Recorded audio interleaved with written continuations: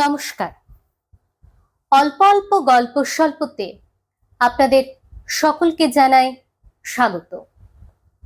আজ আপনাদের সামনে পরিবেশন করতে চলেছি সত্যজিৎ রায়ের লেখা ফেলুদার গল্প শেয়াল দেবতা রহস্য। টেলিফোনটা কে করেছিল ফেলুদা? প্রশ্নটা করেই বুঝতে পারলাম যে বোকামি করেছি, কারণ যোগব্যায়াম করার সময় ফেলুদা কথা বলে না। এক্সারসাইজ ছেড়ে ফেলুদা এই জিনিসটা সবে মাস 6 হলো ধরেছে। সকালে আধ ঘন্টা ধরে নানা রকম আসন করে সে, এমনকি কনুইয়ের উপর ভর দিয়ে মাথা নিচের দিকে আর পা উপর দিকে শূন্যে তুলে শীর্ষাসন পর্যন্ত। এটা স্বীকার করতেই হবে যে 1 মাসে ফেলুদার শরীর আরো ফিট হয়েছে বলে মনে হয়। কাজেই বলতে হয় যে যোগাসনে রীতিমতো উপকার হচ্ছে। প্রশ্নটা জিজ্ঞাসা করে পিছন দিকে টেবিলের উপরে রাখা ঘড়ির টাইমটা দেখে নিলাম। ঠিক 7:30 পর আসন শেষ করে ফেলুদা জবাব দিল, তুই চিনবি না। এতক্ষণ পরে এরকম একটা উত্তর পেয়ে ভারী রাগ হলো। চিনি না তো অনেককেই, কিন্তু নামটা বলতে দোষ কি? আর না চিনলেও চিনিয়ে দেওয়া যায় নাকি? একটু গম্ভীরভাবেই জিজ্ঞেস করলাম, তুমি চেনো? ফেলুদা জলে ভেজানো ছোলা খেতে খেতে বলল, আগে চিনতাম না, এখন চিনি। কয়েকদিন হলো আমার পুজোর ছুটি হয়ে গেছে। বাবা 3 দিন হলো জামশেদপুরে গেছেন কাজে। বাড়িতে এখন আমি, ফেলুদা আর মা। এবার আমরা পুজোয় বাইরে যাব না। তাতে আমার বিশেষ আফসোস নেই, কারণ পুজোয় কলকাতাটা ভালোই লাগে, বিশেষ করে যদি ফেলুদার সঙ্গে থাকে। ওর আজকাল শখের গোয়েন্দা হিসেবে বেশ নামটাম হয়েছে। কাজেই মাঝে মাঝে যে রহস্য সমাধানের জন্য ওর ডাক পড়বে, তাতে আর আশ্চর্য কি। এর আগে প্রত্যেকটা রহস্যের ব্যাপারেই আমি ফেলুদার সঙ্গে ছিলাম। ভয় হয় ওর নাম বেশি হওয়াতে হঠাৎ যদি ও একদিন বলে বসে, না তোকে আর এবার সঙ্গে নেব না। কিন্তু এখনো পর্যন্ত সেটা ঘটেনি। আমার বিশ্বাস ওর আমাকে সঙ্গে রাখার একটা কারণ আছে। হয়তো সঙ্গে একটা অল্প বয়স্ক ছেলেকে দেখে অনেকেই ওকে গোয়েন্দা বলে ভাবতে পারে না। সেটা তো একটা মস্ত সুবিধে। গোয়েন্দারা যতই আত্মগোপন করে থাকতে পারে ততই তাদের লাভ। ফোনটা কে করলো জানতে খুব ইচ্ছে করছে বোধহয়। এটা ফেলুদার একটা কায়দা। ও যখনই বুঝতে পারে আমার কোনো একটা জিনিস জানবার খুব আগ্রহ, তখনই সেটা চট করে না বলে আগে একটা সাসপেন্স তৈরি করে। সেটা আমি জানি বলে বিশেষ উৎসাহ না দেখিয়ে বললাম, ফোনটার সঙ্গে যদি কোনো রহস্যের ব্যাপার জড়িয়ে থাকে তাহলে জানতে ইচ্ছে করে বই কি। ফেলুদা গেঞ্জির উপর তার সবুজ ডোরাকাটা শার্টটা চাপিয়ে নিয়ে বলল, লোকটার নাম নীলমণি সান্যাল, রোল্যান্ড রোডে থাকে। বিশেষ জরুরি দরকারে আমাকে ডেকে পাঠিয়েছে। কি দরকার বলেনি? না, সেটা তো ফোনে বলতে চায় না, তবে গলা শুনে মনে হলো ঘাবড়েছে। কখন যেতে হবে? ট্যাক্সিতে করে যেতে মিনিট 10 লাগবে। 9টায় অ্যাপয়েন্টমেন্ট, সুতরাং আর 2 মিনিটের মধ্যে বেরিয়ে পড়া উচিত। ট্যাক্সি করে নীলমণি সান্যালের বাড়ি যেতে যেতে ফেলুদাকে বললাম, অনেক রকম তো দুষ্টু লোক থাকে। ধরো নীলমণি বাবুর যদি কোনো রকম বিপদ না হয়ে থাকে, তিনি যদি শুধু তোমাকে প্যাঁচে ফেলার জন্যই ডেকে থাকেন।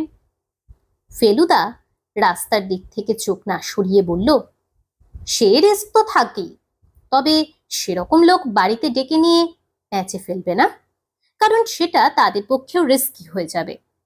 সেসব কাজের জন্য অল্প টাকায় ভাড়াটে গুন্ডার কোনো অভাব নেই।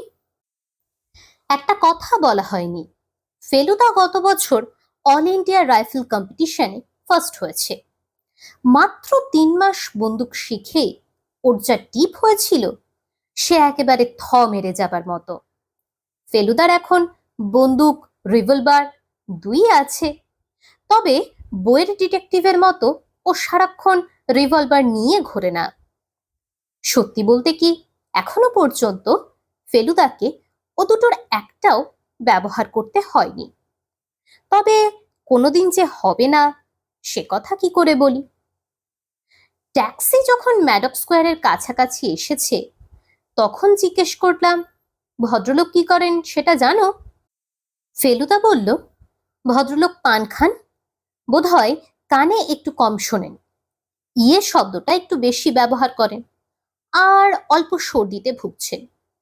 এছাড়া আর কিছুই জানি না। এরপরে আর আমি কিছু জিজ্ঞেস করিনি। নীলমণি সান্যালের বাড়িতে পৌঁছতে ট্যাক্সি ভাড়া উঠল 1 টাকা 70 পয়সা। একটা 2 টাকার নোট বার করে ট্যাক্সিওয়ালার হাতে দিয়ে ফেলুদা হাতের একটা কায়দার ভঙ্গিতে বুঝিয়ে দিল যে তার চেঞ্জ ফেরত চায় না। গাড়ি থেকে নেমে পোর্টিকোর তলা দিয়ে গিয়ে সামনের দরজায় পৌঁছে কলিং বেল টেপা হলো। দোতলা বাড়ি, তবে খুব যে বড় তাও নয়, আর খুব পুরনোও নয়। সামনের দিকে একটা বাগানও আছে, তবে সেটা খুব বাহারের কিছু নয়।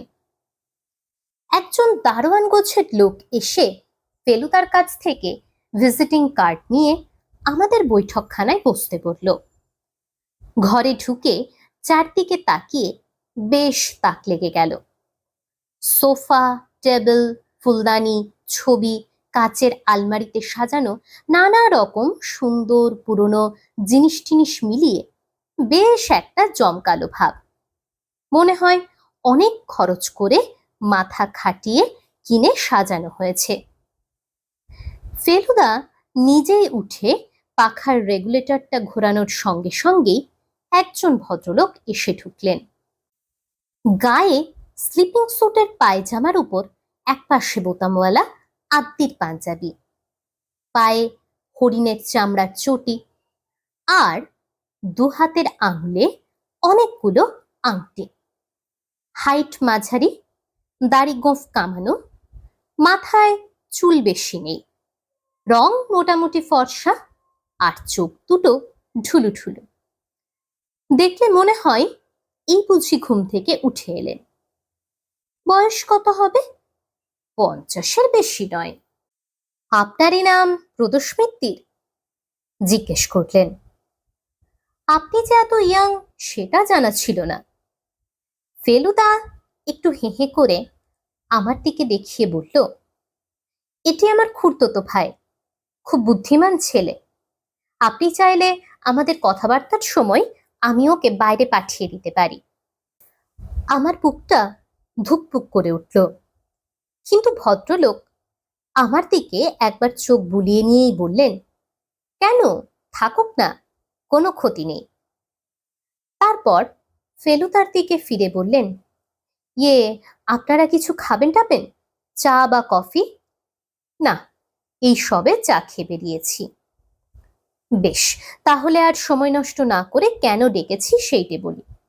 তবে তার আগে আমার নিজের পরিচয়টা একটু দিই। বুঝতেই পারছেন আমি একজন শৌখিন লোক, পয়সা করেও কিছু আছে সেটাও নিশ্চয়ই অনুমান করেছেন।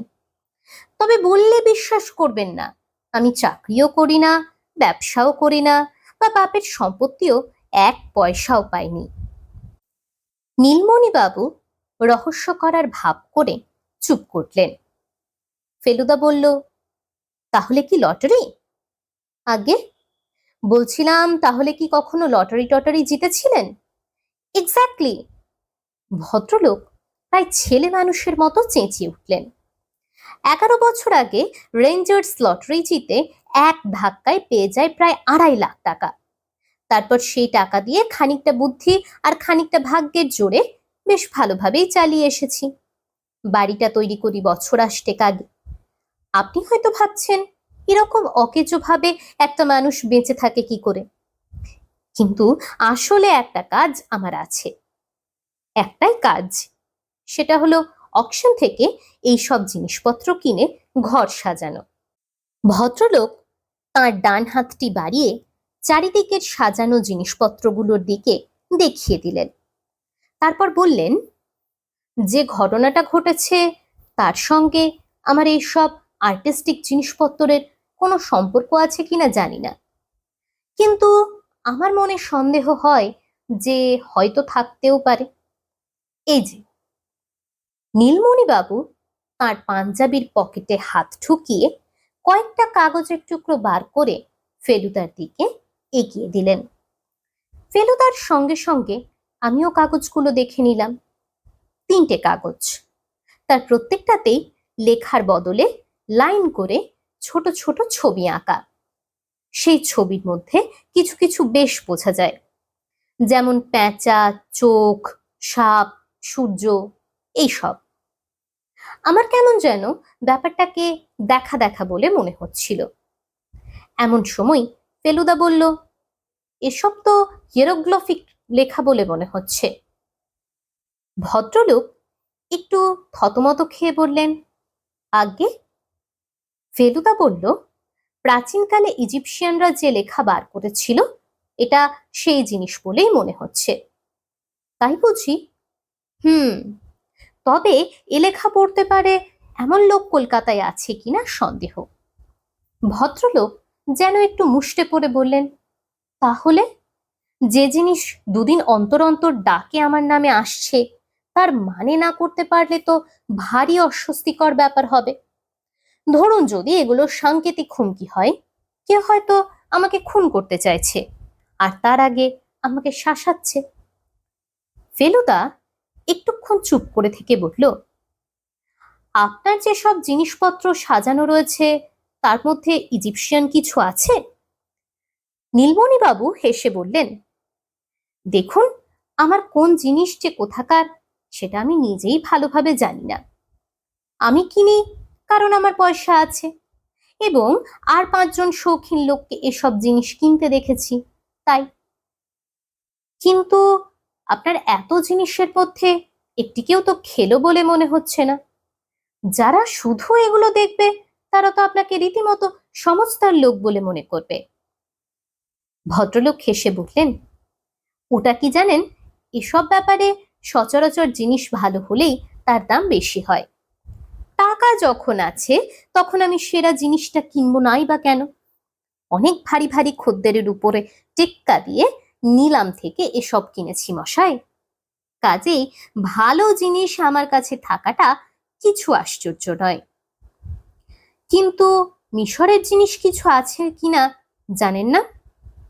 নীলমণি বাবু সোফা ছেড়ে উঠে একটা কাচের আলমারির দিকে গিয়ে তার উপরের তাক থেকে একটা বিঘৎখানেক লম্বা মূর্তি নামিয়ে এনে সেটা ফেলুদার হাতে দিলেন। সবুজ পাথরের মূর্তি, তার গায়ে আবার নানা রঙের ঝলমলে পাথর বসানো, 2-1 জায়গায় যেন সোনাও রয়েছে। তবে আশ্চর্য এই যে মূর্তিটার শরীর মানুষের মতো হলেও তার মুখটা শেয়ালের মতো।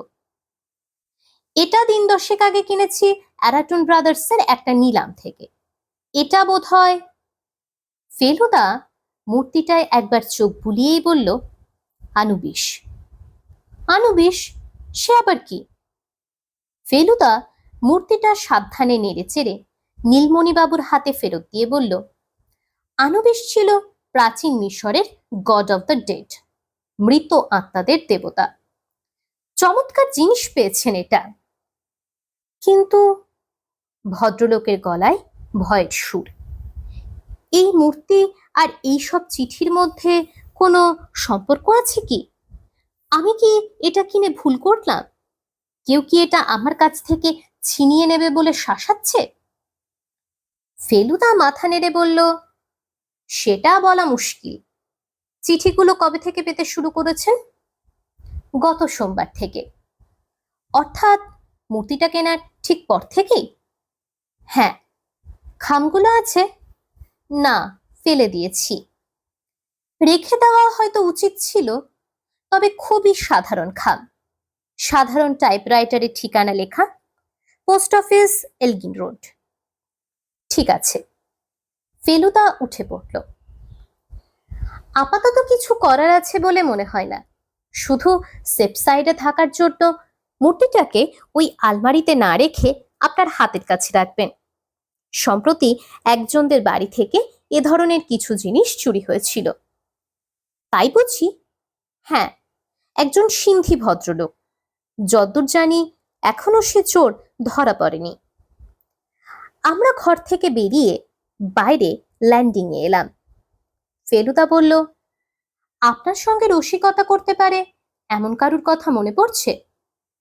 ভদ্রলোক মাথা নেড়ে বললেন, কেউ না, পুরনো বন্ধুদের সঙ্গে অনেক দিন ছাড়াছাড়ি হয়ে গেছে। আর শত্রু? ভদ্রলোক কয়েক মুহূর্ত চুপ করে থেকে বললেন, ধনীর তো শত্রু সবসময়ই থাকে, তবে তারা তো কেউ আর শত্রু বলে নিজেদের পরিচয় দেয় না। সামনাসামনি দেখা হলে সকলেই খাতির করে কথা বলে। আপনি এই মূর্তিটা তো নিলামে কিনেছিলেন বললেন। হ্যাঁ, অ্যারাটুন ব্রাদার্সের নিলামে। ওটার ওপর আর কারো লোভ ছিল না? কথাটা শুনে ভদ্রলোক হঠাৎ যেন বেশ একটু উত্তেজিত হয়ে হাত কচলাতে শুরু করলেন। তারপর বললেন, আপনি কথাটা জিজ্ঞেস করে আমার ভাবনার একটা নতুন দিক খুলে দিলেন। আমার সঙ্গে একটি ভদ্রলোকের অনেকবার নিলামে ঠোকাঠুকি হয়েছে, সেদিনও হয়েছিল। তিনি কে? প্রতুল দত্ত। কি করেন? বোধহয় উকিল ছিলেন, রিটায়ার করেছেন। সেদিন ওর আর আমার মধ্যে শেষ অবধি রেষারেষি চলে। তারপর আমি 12,000 বলার পর উনি থেমে যান।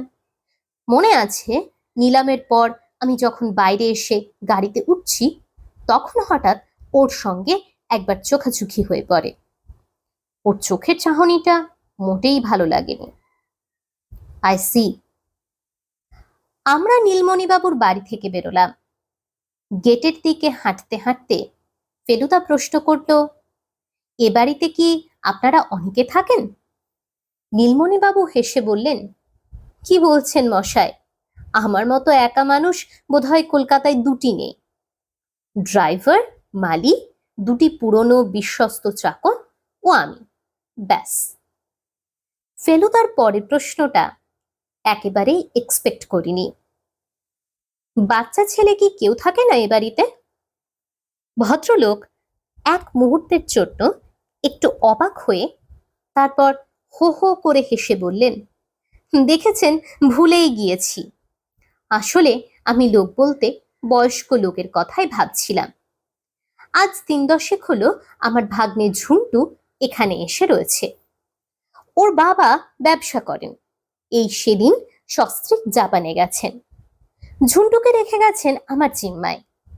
বেচারি এসে অবধি ইনফ্লুয়েঞ্জায় ভুগছে। তারপর হঠাৎ ফেলুদার দিকে চেয়ে বললেন, আপনার বাচ্চার কথা মনে হলো কেন? ফেলুদা বলল, বৈঠকখানার একটা আলমারির পিছন থেকে একটা ঘুড়ির কোনা উঁকি মারছিল, সেইটে দেখি। নীলমণিবাবুর চাকর একটা ট্যাক্সি ডাকতে গিয়েছিল। সেটা নুড়ি ফেলা পথের উপর দিয়ে কটকট শব্দ করে পোর্টিকোর তলায় ঠিক আমাদের সামনে এসে দাঁড়ালো। ফেলুদা ট্যাক্সিতে ওঠার সময় বলল, সন্দেহজনক আরো কিছু যদি ঘটে তাহলে তৎক্ষণাৎ আমাকে জানাবেন। আপাতত আর কিছু করার আছে বলে মনে হয় না। বাড়ি ফেরার পথে ফেলুদাকে বললাম, শেয়াল দেবতার চেহারাটা দেখে কিরকম ভয় করে, তাই না? ফেলুদা বলল, মানুষের ধরে অন্য যে কোনো জিনিসের মাথা জুড়ে দিলেই ভয় করে, শুধু শেয়াল কেন? আমি বললাম, পুরনো ইজিপশিয়ান দেবদেবীর মূর্তি ঘরে রাখা তো বেশ বিপজ্জনক। কে বলল? বাহ, তুমি তো বলেছিলে। মোটেই না, আমি বলেছিলাম যেসব প্রত্নতাত্ত্বিকরা মাটি খুঁড়ে প্রাচীন ইজিপশিয়ান মূর্তি টুর্তি বার করেছে, তাদের মধ্যে কয়েকজনকে বেশ নাজেহাল হতে হয়েছে। হ্যাঁ হ্যাঁ, সেই যে একজন সাহেব, সে তো মরেই গিয়েছিল। কি নাম না? Lord Carnarvon. আর তার কুকুর? কুকুর তার সঙ্গে ছিল না, কুকুর ছিল বিলেতে। সাহেব ছিলেন ইজিপ্টে। তুতেনখামেনের কবর খুঁড়ে বার করার কিছুদিনের মধ্যে কার্নারভান হঠাৎ ভীষণ অসুখে পড়ে মারা যান। তারপরে খবর পাওয়া গিয়েছিল যে সময় সাহেব মারা যান ঠিক সেই একই সময় বিনা অসুখে রহস্যজনকভাবে বেশ কয়েক হাজার মাইল দূরে তার কুকুরটিও মারা যায়। প্রাচীন ইজিপ্টের কোনো জিনিস দেখলেই আমার ফেলুদার কাছে শোনা এই অদ্ভুত ঘটনাটা মনে পড়ে যায়। শেয়াল দেবতা আনুবিসের মূর্তিটাও নিশ্চয়ই কোনো মানধাতার আমলের ইজিপশিয়ান সম্রাটের কবর থেকে এসেছে।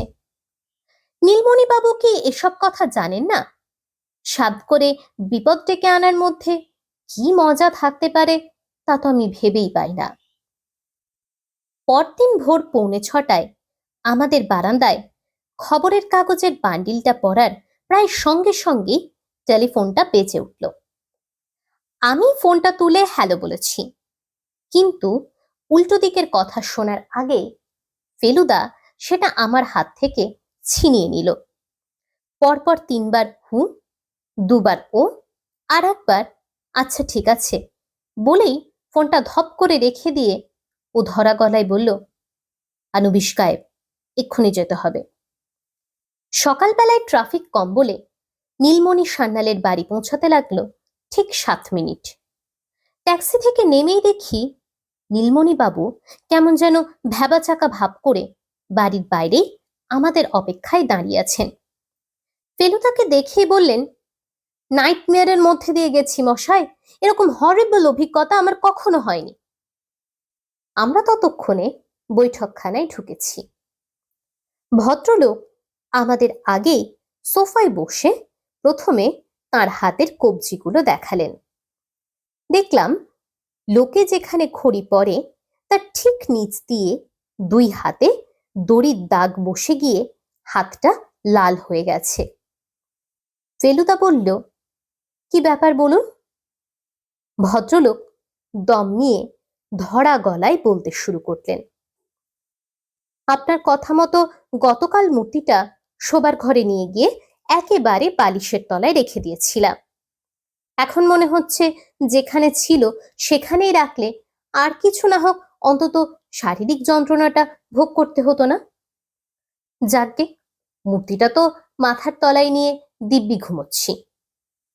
এমন সময় রাত কত জানি না, একটা বিশ্রী অবস্থায় ঘুম ভেঙে গেল। দেখি কে জানি আমার মুখটা আষ্টে পৃষ্ঠে গামছা দিয়ে বাঁধছে। গলা দিয়ে আওয়াজ বেরোবার পথ বন্ধ দেখে হাত দিয়ে বাধা দিতে গেলুম, আর তখনই বুঝতে পারলুম যে আমার চেয়ে অনেক বেশি শক্তিশালী লোকের পাল্লায় পড়েছি। দেখতে দেখতে আমার হাত পিছমোড়া করে দিলে, ব্যাস তারপর বালিশের তলা থেকে মূর্তি নিতে আর কি। ভদ্রলোক দম নেবার ছোট্ট কয়েক মুহূর্ত চুপ করে রইলেন।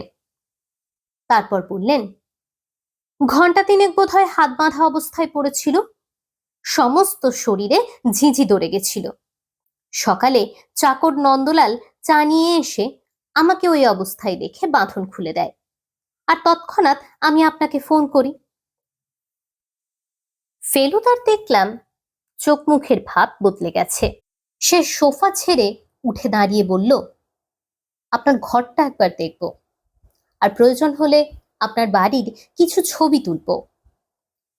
ক্যামেরাটাও ফেলুদার নতুন বাতিকের মধ্যে একটা।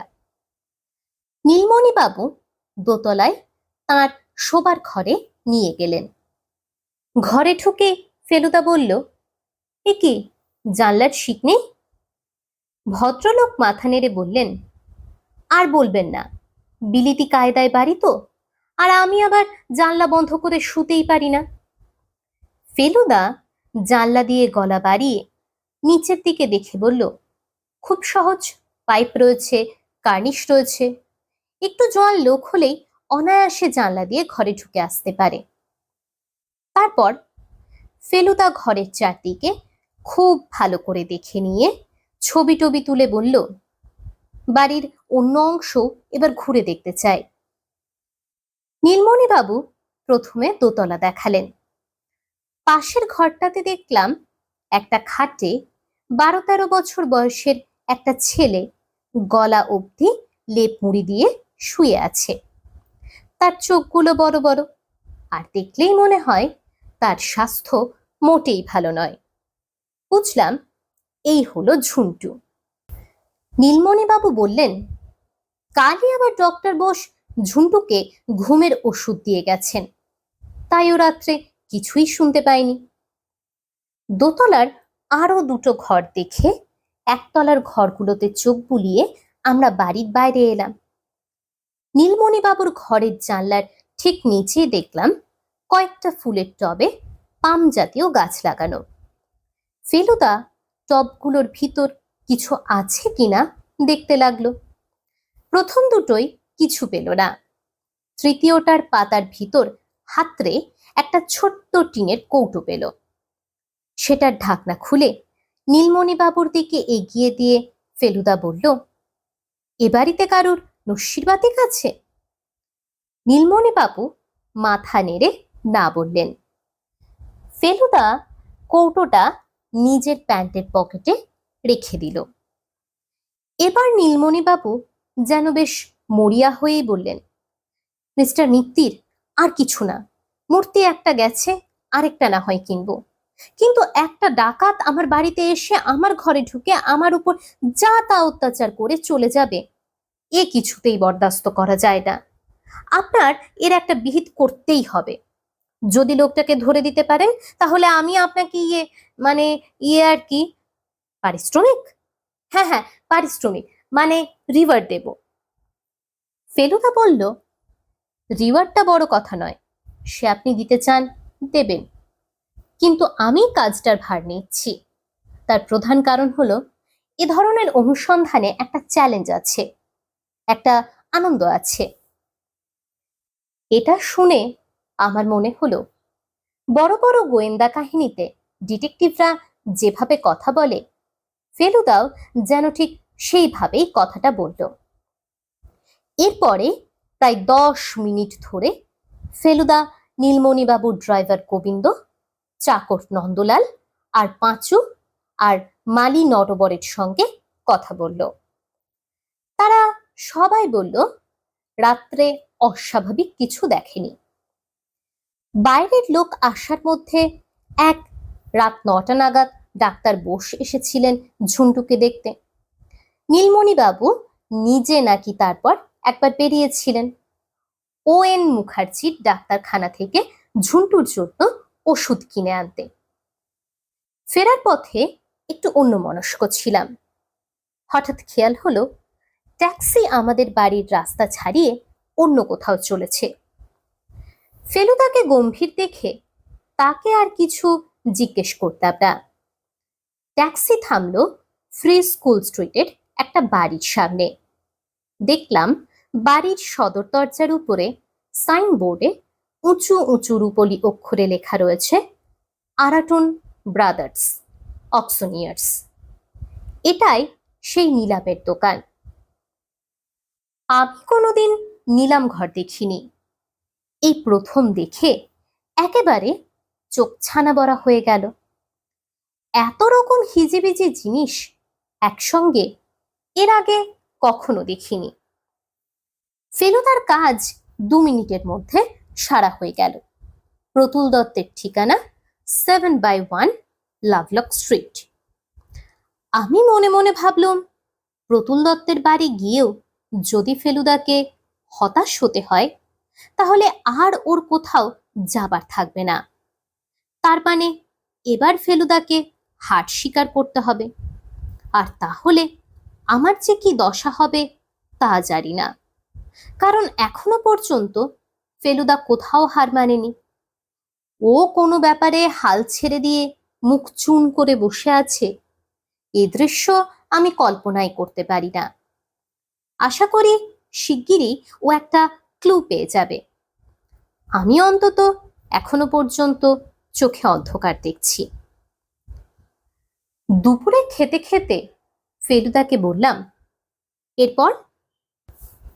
ও ভাতের ঢিপির মধ্যে একটা গর্ত করে তাতে এক বাটি সোনামুগ ডাল ঢেলে বলল, এরপর মাছ, তারপর চাটনি, তারপর দই, তারপর তারপর জল খেয়ে মুখ ধোবো, তারপর একটা পান খাবো, তারপর তারপর একটা টেলিফোন করে 0.5 ঘন্টা ঘুম দেব।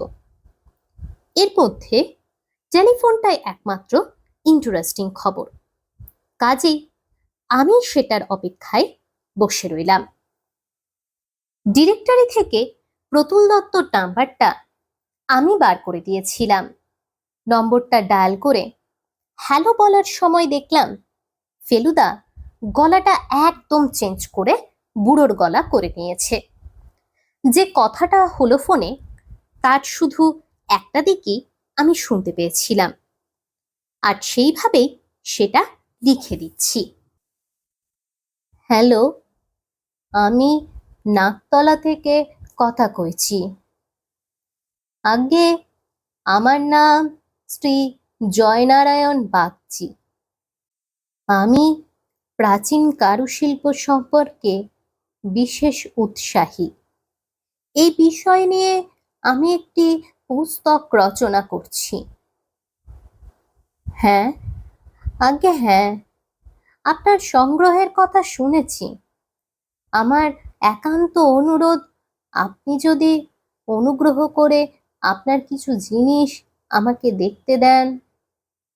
না না না না, পাগল নাকি? আচ্ছা, হ্যাঁ নিশ্চয়ই। আপনাকে অশেষ ধন্যবাদ। নমস্কার।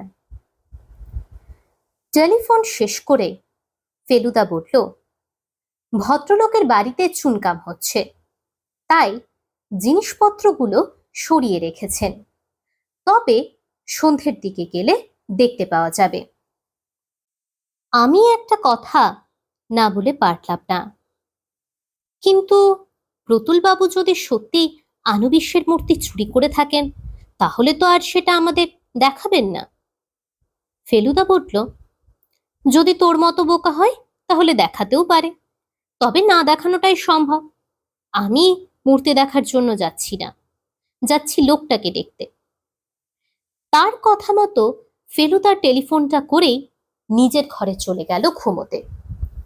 ফেলুদার একটা আশ্চর্য ক্ষমতা হলো, ও যখন তখন প্রয়োজন মতো একটু আধটু ঘুমিয়ে নিতে পারে। শুনেছি নেপোলিয়ানেরও নাকি এ ক্ষমতা ছিল। যুদ্ধের আগে ঘোড়ায় চাপা অবস্থাতেই একটু ঘুমিয়ে নিয়ে শরীরটাকে চাঙ্গা করে নিতেন। আমার বিশেষ কিছুই করার ছিল না, তাই ফেলুদার তাক থেকে একটা ইজিপশিয়ান আর্টের বই নিয়ে সেটা উল্টে পাল্টে দেখছিলাম। এমন সময় ক্রিং করে ফোনটা বেজে উঠল। আমি এক দৌড়ে বসবার ঘরে গিয়ে ফোনটা তুলে নিলাম। হ্যালো। কিছুক্ষণ কেউ কিছু বলল না, যদিও বেশ বুঝতে পারছিলাম ফোনটা কেউ ধরে আছে। আমার বুকের ভিতরটা ঢিপ ঢিপ করতে শুরু করলো। প্রায় 10 সেকেন্ড পরে একটা গম্ভীর কর্কশ গলা শুনতে পেলাম। প্রদোষ মিত্তির আছেন? আমি কোনো মতে ঢোক গিলে বললাম, উনি একটু ঘুমোচ্ছেন। আপনি কে কথা বলছেন? আবার কয়েক সেকেন্ড চুপ, তারপর কথা এলো, ঠিক আছে, আপনি তাকে বলে দেবেন যে মিশরের দেবতা যেখানে যাবার সেখানেই গেছেন। প্রদোষ মিত্তির যেন ও ব্যাপারে আর নাক গলাতে না আসেন, কারণ তাতে কারুর কোনো উপকার হবে না, বরং অনিষ্ট হবার সম্ভাবনা বেশি। এরপরেই কট করে ফোনটা রাখার শব্দ পেলাম, আর তারপরই সব চুপ। কতক্ষণ যে ফোনটা হাতে ধরে প্রায় দম বন্ধ করে বসেছিলাম জানি না। হঠাৎ ফেলুদার গলা পেয়ে তাড়াতাড়ি রিসিভারটাকে জায়গায় রেখে দিলাম। কে ফোন করেছিল? আমি ফোনে যা শুনেছি তা বললাম। ফেলুদা গম্ভীর মুখ করে ভুরু কুঁচকে সোফায় বসে বলল, ইস, তুই যদি আমাকে ডাকতিস। কি করব, কাঁচা ঘুম ভাঙালে যে তুমি রাগ করো। লোকটার গলার আওয়াজ কিরকম? ঘরঘরে, গম্ভীর। হুম, যাকগে, আপাতত প্রতুল দত্তর চেহারাটা একবার দেখে আসি। মনে হচ্ছিল একটু আলো দেখতে পাচ্ছি, এখন আবার সব ঘোলাটে। 6:05 আমরা প্রতুল দত্তর বাড়ির গেটের সামনে ট্যাক্সি থেকে নামলাম। আমি বাজি ফেলে বলতে পারি যে বাবাও আমাদের দেখে চিনতে পারতেন না। ফেলুদা সেজেছে একটা 60 বছরের বুড়ো, কাঁচা পাকা মেশানো ঝোলা গোঁফ, চোখে মোটা কাচের চশমা, গায়ে কালো গলাবন্ধ কোট, হাঁটুর উপর তোলা ধুতি আর মোজার উপর বাটার তৈরি ব্রাউন কেডস জুতো। 8 ঘন্টা ধরে ঘরের দরজা বন্ধ করে মেকআপ করে বাইরে এসেই বলল, তোর জন্য 2-3টে জিনিস আছে, চট করে পরে নে। আমি অবাক হয়ে বললাম, আমাকেও মেকআপ করতে হবে নাকি? আলবাত। 2 মিনিটের মধ্যে আমার মাথায় একটা কদম ছাঁট পরচুলা আর আমার নাকের উপর একটা চশমা বসে গেল। তারপর একটা কালো পেন্সিল দিয়ে আমার পরিষ্কার করে ছাঁটা জুলফিটা ফেলুদা একটু অপরিষ্কার করে দিল। তারপর বলল, তুই আমার ভাগ্নে, তোর নাম সুবোধ, অর্থাৎ শান্ত শিষ্ট লেজ বিশিষ্ট ভালো মানুষটি। ওখানে মুখ খুলেছ কি বাড়ি এসে রদ্দা। প্রতুল বাবুর বাড়ির চুনকাম প্রায় হয়ে এসেছে। ডিজাইন দেখে বোঝা যায় বাড়ি অন্তত 25-30 বছরের পুরনো। তবে নতুন রঙের জন্য দরজা জানলা দেয়াল সবকিছু ঝলমল করছে। গেট দিয়ে ঢুকে এগিয়ে গিয়েই দেখি বাইরে একটা খোলা বারান্দায় একটা বেতের চেয়ারে একজন মাঝবয়সী ভদ্রলোক বসে আছেন। আমাদের এগোতো দেখেও তিনি চেয়ার ছেড়ে উঠলেন না। সন্ধ্যার আবছা অন্ধকারেও বুঝলাম তাঁর মুখটা বেশ গম্ভীর। ফেলুদা 2 হাত তুলে মাথা হেঁট করে নমস্কার করে তার নতুন বুড়ো মিহি গলায় বলল, মাপ করবেন, আপনি কি প্রতুল বাবু? ভদ্রলোক গম্ভীর গলায় বললেন, হ্যাঁ। আগে আমারই নাম জয়নারায়ণ বাগচি। আমি আপনাকে আজ দুপুরে টেলিফোন করেছিলাম। এটি আমার ভাগ্নে সুবোধ। আবার ভাগ্নে কেন? ওর কথা তো টেলিফোনে হয়নি। আমার মাথায় পরচুলা কুটকুট করতে শুরু করেছে। ফেলুদা গলা ভীষণ নরম করে বলল, আগে ও ছবি আঁকা শিখছে তাই। ভদ্রলোক চেয়ার ছেড়ে উঠলেন। আপনারা আমার জিনিসগুলি দেখতে চাইছেন, তাতে আপত্তি নেই। তবে সরিয়ে রাখা জিনিস সব টেনে বার করতে হয়েছে। অনেক হাঙ্গামা। একে বাড়িতে রাত দিন মিস্ত্রিদের ঝামেলা, এটা ঠেলো ওটা ঢাকো, চারিদিকে কাঁচা রং, রঙের গন্ধটাও ধাতে যায় না। সব ঝক্কি শেষ হলে যেন বাঁচি। আসুন ভেতরে। লোকটাকে ভালো না লাগলেও ভেতরে গিয়ে তার জিনিসপত্র দেখে চোখ ছানা বড়া হয়ে গেল। ফেলুদা বলল, আপনার কাছে মিশর দেশের শিল্পকলার অনেক চমৎকার নিদর্শন রয়েছে দেখছি। তা আছে, কিছু জিনিস কায়রোতে কেনা, কিছু এখানে অকশনে। দেখো বাবা সুবোধ, ভালো করে দেখো।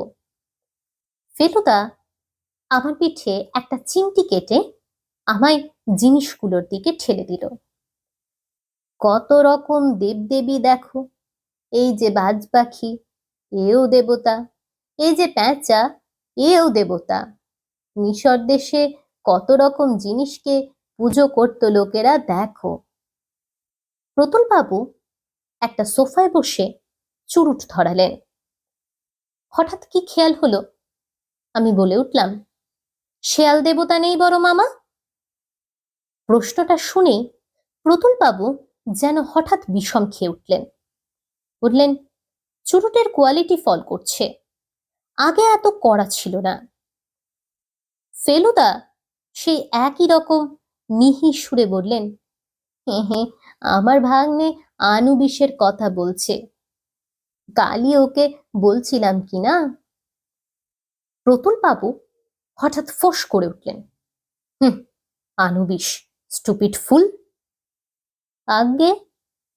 ফেলুদা চোখ গোল গোল করে প্রতুল বাবুর দিকে চাইলেন। আনুবিসকে মূর্খ বলছেন আপনি? আনুবিস না, সেদিন নিলামে লোকটাকে আগেও দেখেছি আমি।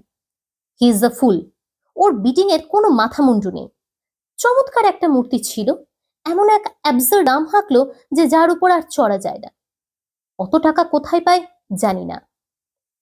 ফেলুদা চারিদিকে আরেকবার চোখ বুলিয়ে নিয়ে ভদ্রলোককে নমস্কার করে বললেন, অশেষ ধন্যবাদ, আপনি মহাশয় ব্যক্তি। পরম আনন্দ পেলাম আপনার শিল্প সংগ্রহ দেখে। এসব জিনিসপত্র ছিল দোতলায়। আমরা এবার নিচে রওনা দিলাম। সিঁড়ি দিয়ে নামতে নামতে ফেলুদা বলল, আপনার বাড়িতে লোকজন আর বিশেষ? গিন্নি আছেন, ছেলে বিদেশে। প্রতুল দত্তর বাড়ি থেকে বেরিয়ে ট্যাক্সির জন্য হাঁটতে হাঁটতে বুঝলাম পাড়াটা কত নির্জন। 7টাও বাজেনি, অথচ রাস্তায় প্রায় লোক নেই বললেই চলে। দুটি বাচ্চা ভিখারি ছেলে শ্যামাসঙ্গীত গাইতে গাইতে এগিয়ে আসছে। একটু কাছে এলে পরে বুঝলাম একজন গাইছে আর অন্যজন বাজাচ্ছে। ভারী সুন্দর গান করে ছেলেটা। ফেলুদা তাদের সঙ্গে গলা মিশিয়ে গেয়ে উঠল, বল মা তারা দাঁড়ায় কোথা, আমার কেহ নয় শঙ্করে হেথা, বল মা তারা দাঁড়ায় কোথা। বালিগঞ্জ সার্কুলার রোড দিয়ে কিছু দূর হেঁটে একটা চলন্ত খালি ট্যাক্সির দেখা পেয়েই ফেলুদা হাঁক দিয়ে সেটাকে থামালো। ওঠার সময় দেখি বুড়ো ড্রাইভার ভারী অবাক হয়ে ফেলুদার দিকে দেখছে। এই চিমড়ে বুড়োর গলা দিয়ে ওরকম জোয়ান চিৎকার বেরোলো কি করে, সেটাই বোধহয় চিন্তা করছে ও। পরদিন সকালে যখন টেলিফোনটা বাজলো তখন আমি বাথরুমে দাঁত মাজছি। কাজেই ফোনটা ফেলুদাই ধরল। জিজ্ঞেস করে জানলাম নীলমণিবাবু ফোন করেছিলেন একটা খবর দেবার জন্য। প্রতুলবাবুর বাড়িতেও কাল ডাকাতি হয়ে গিয়েছে, আর এ খবরটা কাগজেও বেরিয়েছে। টাকা পয়সা কিছু যায়নি, গেছে শুধু কিছু প্রাচীন কারুশিল্পের নমুনা, 8-10টা ছোট ছোট জিনিস, সব মিলিয়ে যার দাম 20-25 হাজার টাকার কম না। পুলিশ নাকি তদন্ত আরম্ভ করে দিয়েছে। প্রতুলবাবুর বাড়িতে যে সকালেই পুলিশের দেখা পাবো, আর তার মধ্যে যে ফেলুদার চেনা লোকও বেরিয়ে পড়বে, সেটা কিছুই আশ্চর্য না। আমরা যখন পৌঁছেছি তখন 7:15। অবশ্যই আজ আর মেকআপ করিনি। ফেলুদা দেখলাম তার জাপানি ক্যামেরাটা নিতে ভোলেনি। আমরা গেটের ভিতর সবে ঢুকছি, এমন সময় একজন বেশ হাসি খুশি মোটা সোটা চশমা পরা পুলিশ, বোধহয় ইন্সপেক্টর হবেন, ফেলুদাকে দেখে এগিয়ে এসে ওর পিঠে একটা চাপড় মেরে বলল, কি হে ফেলু মাস্টার, গন্ধে গন্ধে এসে জুটেছ দেখছি। ফেলুদা বেশ নরম ভাবে হেসে বলল, আর কি করি বলুন, আমাদের তো ওই কাজ। কাজ বলো না, কাজটা তো আমাদের, তোমাদের হলো শখ, তাই না? ফেলুদা এ কথার কোনো উত্তর না দিয়ে বলল, কিছু কিনারা করতে পারলেন বার্কলারি কেস? তাছাড়া আর কি, তবে ভদ্রলোক খুব আপসেট, খালি মাথা চাপড়াচ্ছেন আর বলছেন কাল এক বুড়ো নাকি এক ছোকরার সঙ্গে করে ওর জিনিস দেখতে এসেছিল। ওর ধারণা ওই দুজনেই নাকি আছে এই বার্কলারির পেছনে। আমার কথাটা শুনেই গলা শুকিয়ে গেল। সত্যি ফেলুদা মাঝে মাঝে বড্ড বেপরোয়া কাজ করে ফেলে। ফেলুদা কিন্তু একটু ঘাবড়ে না গিয়ে বলল, তাহলে তো সেই বুড়োর সন্ধান করতে পারলে চোর ধরা পড়বে, এ তো জলের মতো কেস।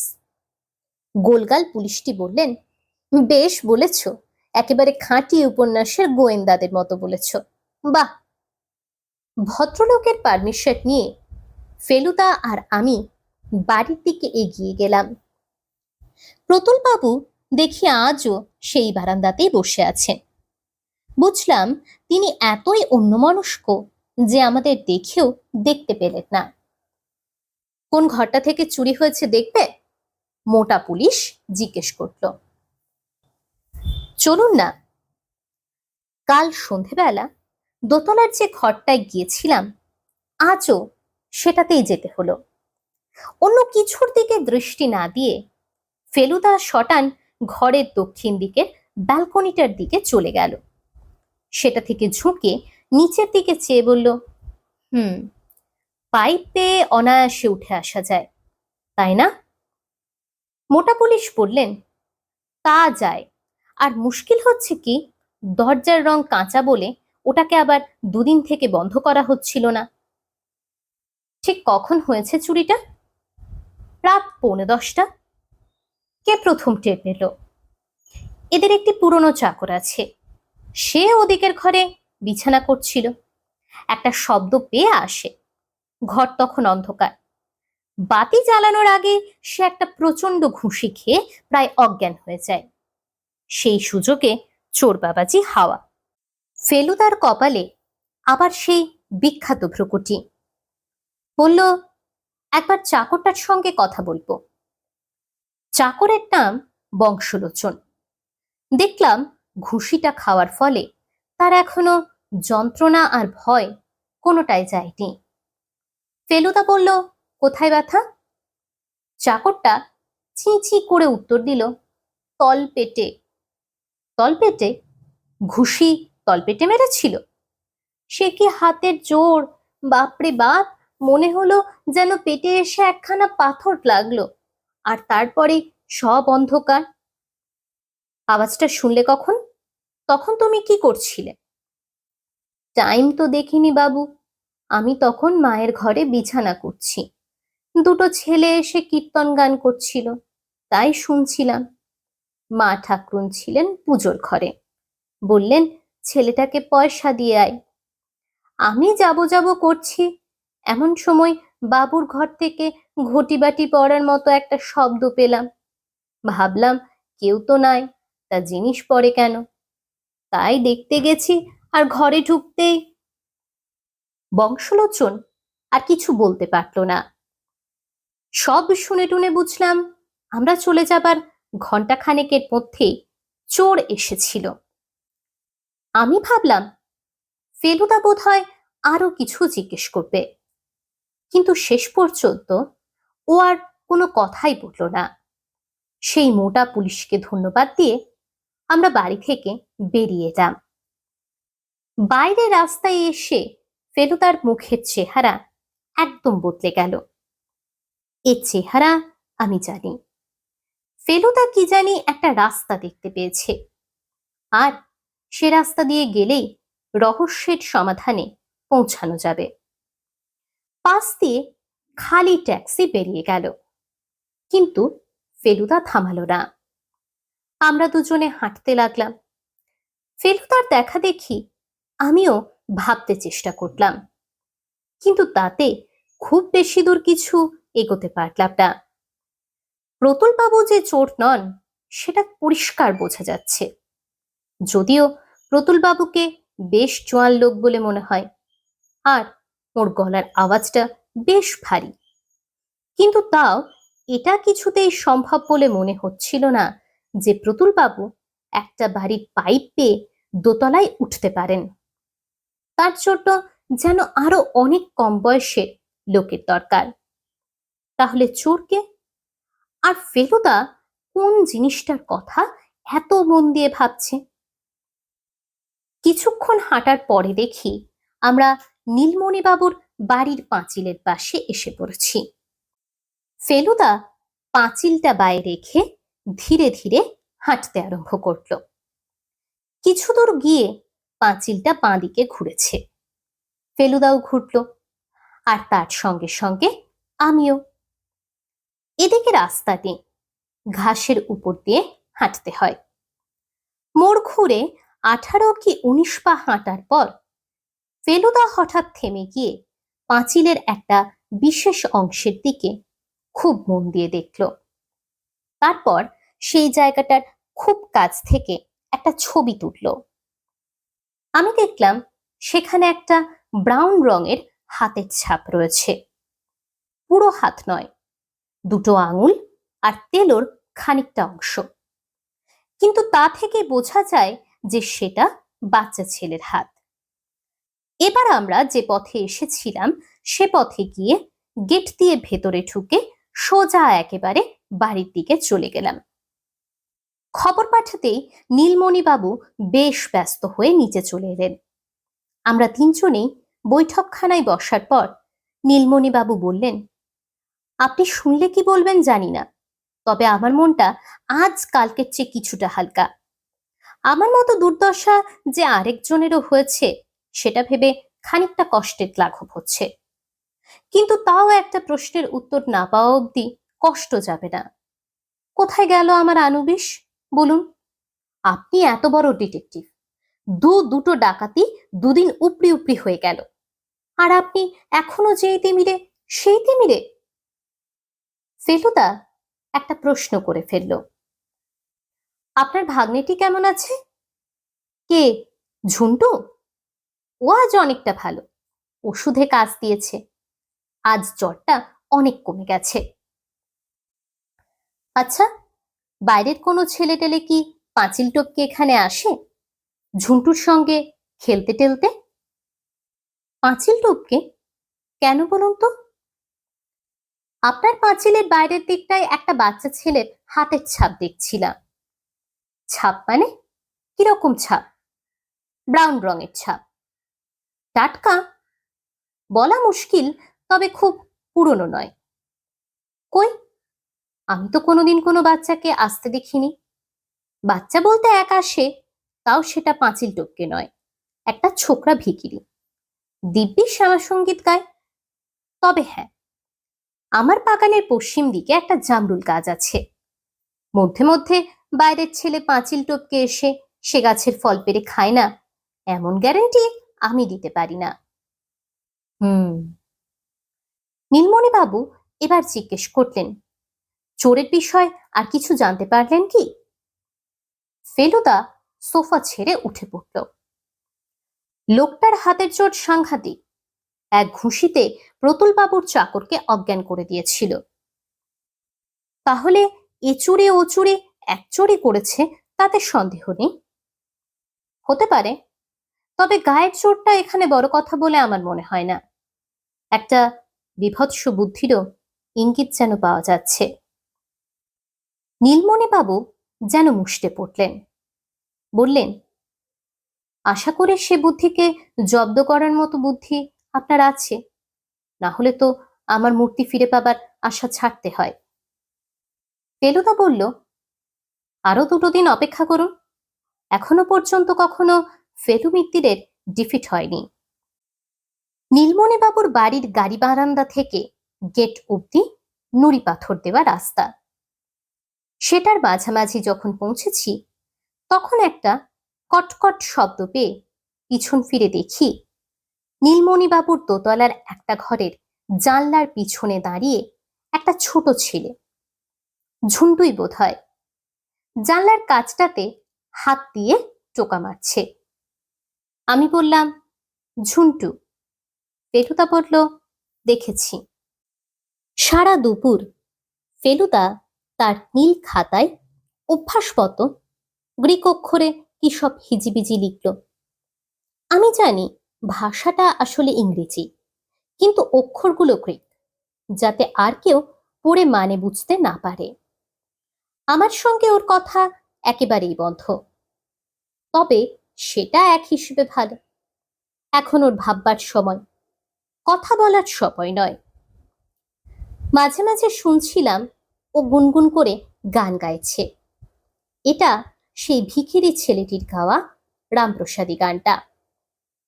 বিকেলে 5টা নাগাদ চা খেয়ে ফেলুদা বলল, আমি একটু বেরুচ্ছি, পপুলার ফটো থেকে আমার ছবির এনলার্জমেন্ট গুলো নিয়ে আসতে হবে।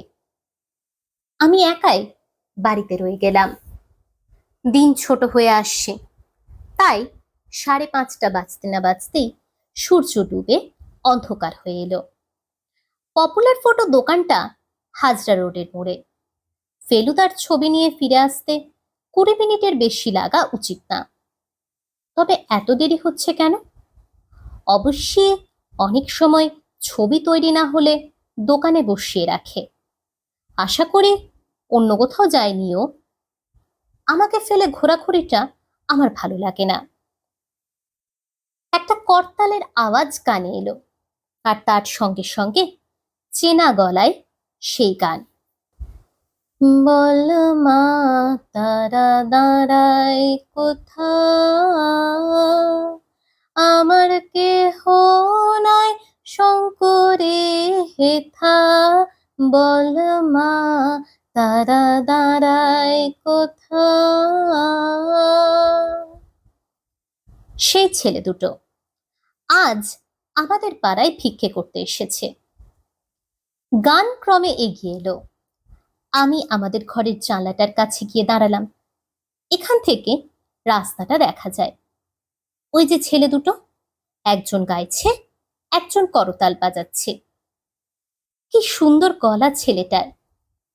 এবার গান থামিয়ে ছেলেটি ঠিক আমাদের বাড়ির সামনে দাঁড়িয়ে উপরের দিকে মুখ করে বলল, মা, দুটি ভিক্ষা দেবে মা?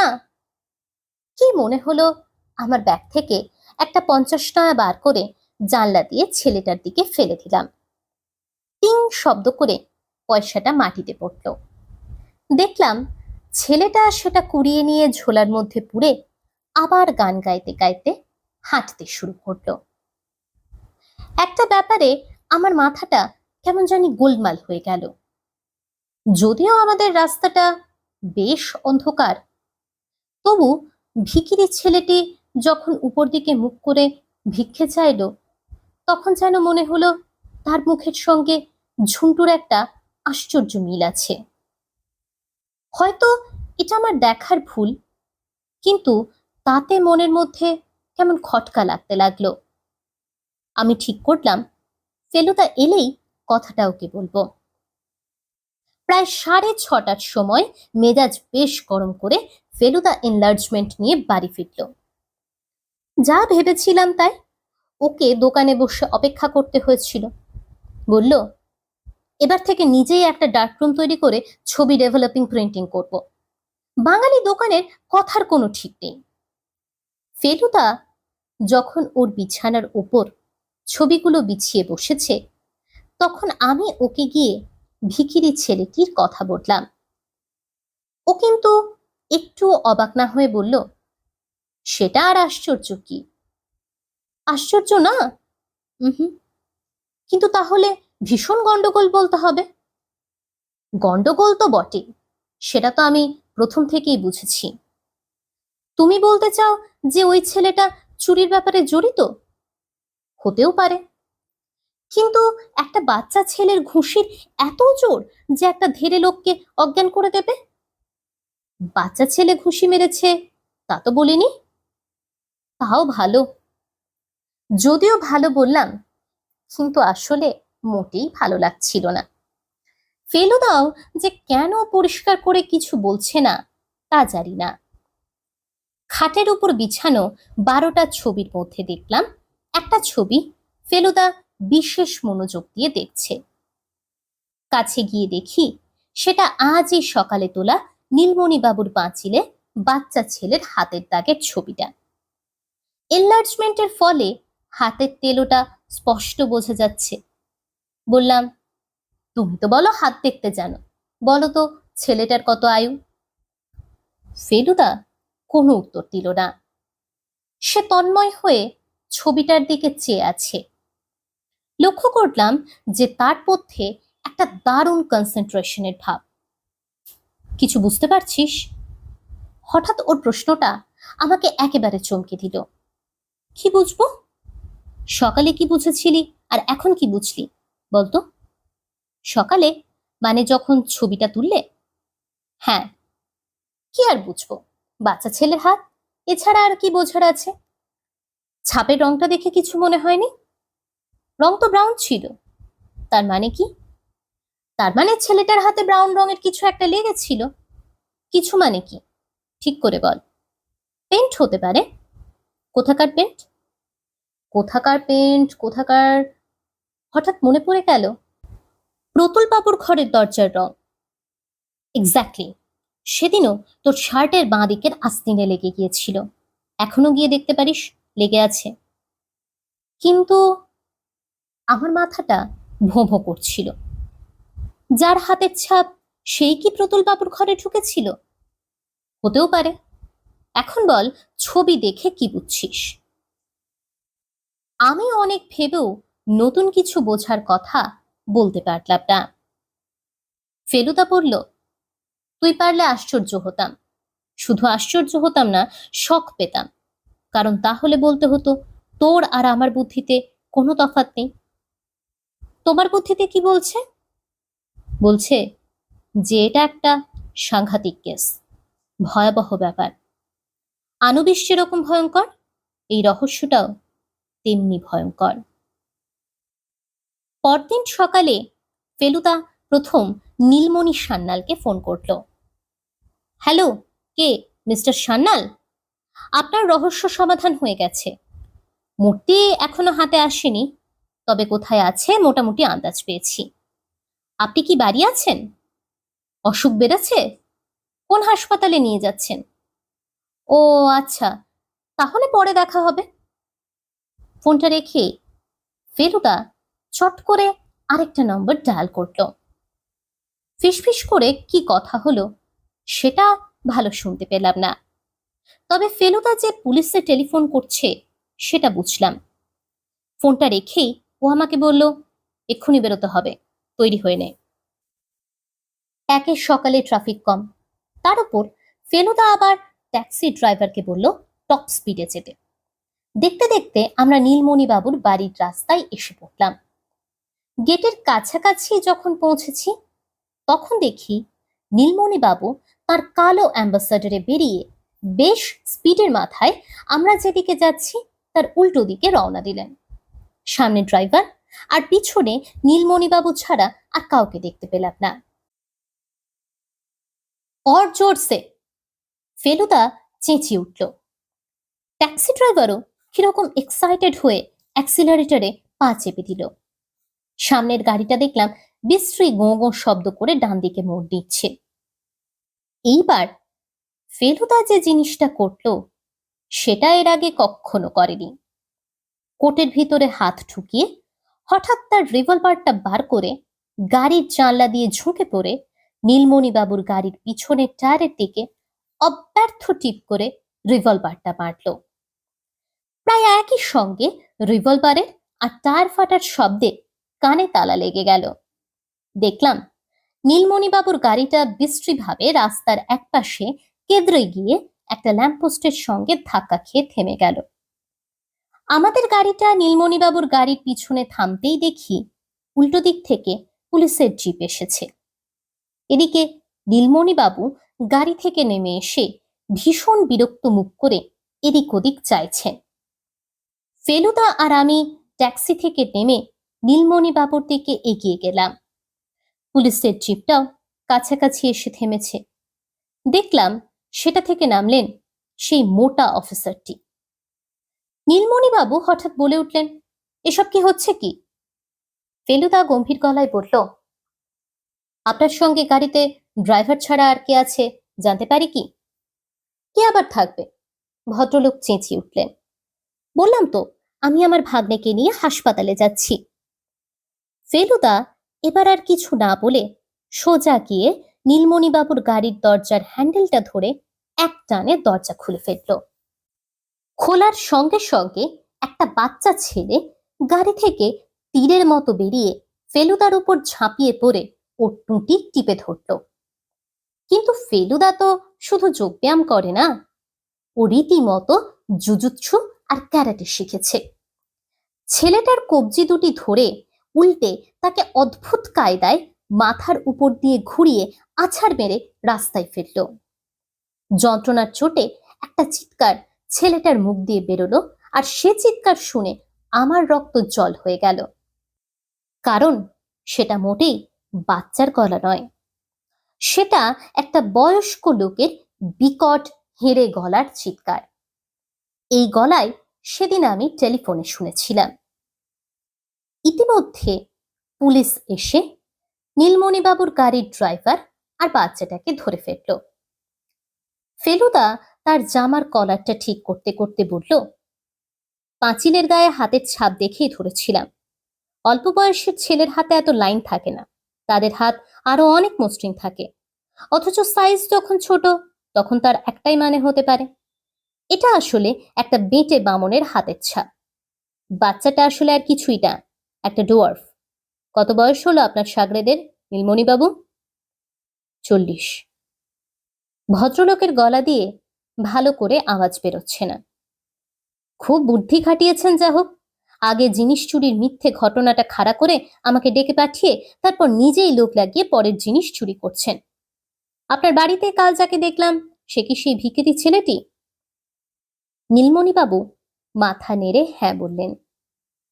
তার মানে আপনার ভাগ্নে বলে আসলে কেউ নেই, ওকে বাড়িতে এনে ধরে রেখেছেন এই চুরির ব্যাপারে হেল্প করার জন্য। ভদ্রলোক মাথা হেঁট করে চুপ করে রইলেন। ফেলুদা বলে চলল, ছেলেটা গান গাইতো আর বামনটা খঞ্জনি বাজাতো। কেবল চোরের টাইম এলে খঞ্জনিটা ভিখারির হাতে দিয়ে যেত এবং তখন সেই বাজাতে থাকতো। বামন বলেই তার গায়ের জোরের অভাব নেই, এক ঘুষিতে একজন জোয়ান লোককে ঘায়েল করতে পারে। ওয়ান্ডারফুল! আপনার বুদ্ধির তারিফ না করে পারা যায় না নীলমণিবাবু। নীলমণিবাবু একটা দীর্ঘশ্বাস ফেলে বললেন, মিশরের প্রাচীন জিনিসের উপর একটা নেশা ধরে গিয়েছিল। প্রচুর পড়াশুনো করেছি এই নিয়ে। সাধে কি প্রতুল দত্তের উপর হিংসে হয়েছিল? ফেলুদা বলল, অতি লোভে শুধু তাঁতিই নষ্ট হয় না, বামুনও হয়। কারণ আপনার ওই বেঁটেটিও বামুন, আর আপনি সান্নাল, একেবারে উচ্চ শ্রেণীর বামুন। যাকগে, এবার একটা শেষ অনুরোধ আছে। কি? আমার রিভারটা। নীলমণিবাবু ফ্যাল ফ্যাল করে ফেলুদার দিকে চাইতেন। রিভার? আনুবিশ্বের মূর্তিটা আপনার কাছে আছে বোধ হয়। ভদ্রলোক কেমন যেন বোকার মতো ডান হাতটা নিজের পাঞ্জাবির পকেটে ঢুকিয়ে দিলেন। হাতটা বার করতে দেখলাম তাতে রয়েছে এক বিঘত লম্বা কালো পাথরের উপর রঙিন মণিমুক্তা বসানো 4000 বছরের পুরনো মিশর দেশের শেয়ালমুখী দেবতা আনুবিসের মূর্তি। ফেলুদা হাত বাড়িয়ে সেটা নিয়ে বলল, থ্যাংক ইউ। শেষ হলো সত্যজিৎ রায়ের লেখা শেয়াল দেবতা রহস্য। যদি আপনাদের এই গল্প ভালো লেগে থাকে তাহলে আমাদের পাশে থাকার জন্য অনুরোধ জানাবো। আপনাদের সকলকে অনুরোধ করব অনিচ্ছাকৃত ভুল ত্রুটিগুলো মার্জনা করে দেবার জন্য।